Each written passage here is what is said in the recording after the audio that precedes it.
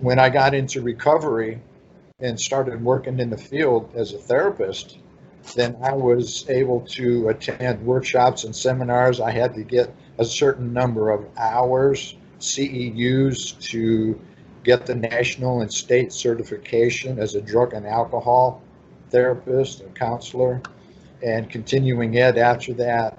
So I was exposed to some really nice, neat stuff that I was able to put together and then walk my way through to heal myself with some of those tools I then had.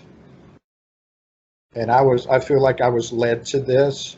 We talk about, is it odd or is it God? Right? Yeah. It wasn't me that did this. I know that, Steve. It wasn't me that did this. But anyway, whenever there's a trauma of some kind, the concussion from that, psychic concussion and whatever emotional, a piece of us literally splits off. And that's a self-protection device because that's the part that holds the emotion of the trauma. You and I today don't hold that emotion from something that happened however many years ago. That piece of us that split off holds that emotion. And that's where we begin to look at how we can bring that person back to us. And that's what this is all about. The soul recovery technique is what I named it, because we heal our soul. Mm-hmm. That's what this is about. So that's what I learned, and that's what I've been teaching for the last 15 years, and what I wrote a book about. That's amazing. So you took techniques that you learned. Did you kind of put your own spin on it and perspective to make it unique, something that you felt? Because I find we learn the best through stories, right? Because people can relate to stories. This is why music is so beautiful.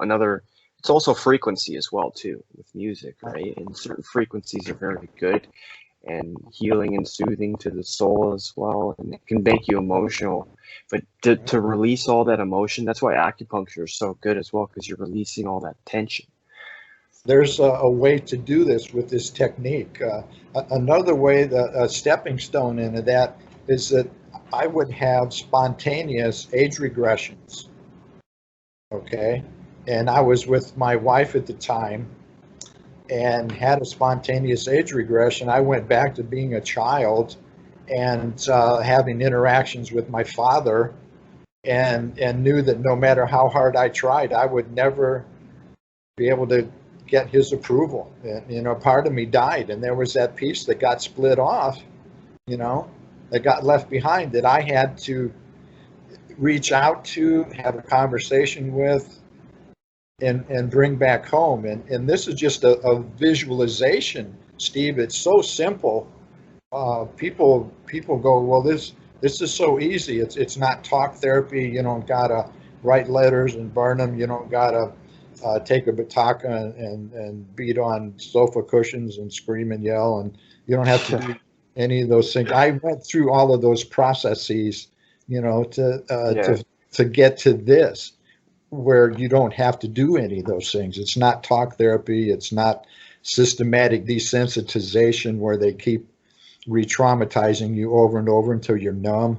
No, that's a crock. That doesn't heal anything. Mm-hmm.